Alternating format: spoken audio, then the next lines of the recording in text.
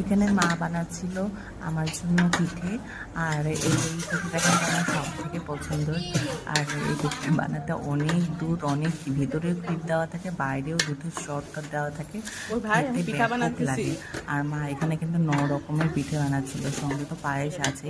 আর অনেকেরই নিয়ম থাকে যে সাধের মধ্যে পিঠে পায়েস খেতে হয় না, মানে 9 মাস পিঠে পায়েস খেতে হয় না, তারপরে সাধের দিন পিঠে হয়। তো এখানে সেমভাবে পিঠে হচ্ছিলো, আর এই পিঠেটা খেতে আমার সব থেকে ভালো লাগে। আরও অনেক রকমের পিঠে ছিল, তো ফার্স্টে এই পিঠেটা বানিয়ে নেওয়া হলো।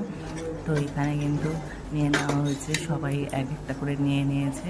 আর তার সাথে আরও অনেক রকমের ছিল, এই যে এখানে অনেক রকমের পিঠে ছিল, পোয়া পিঠে, আর এখানে ছিল হলো পাটিসাপটা, এগুলো চিনি ছাড়া ছিল।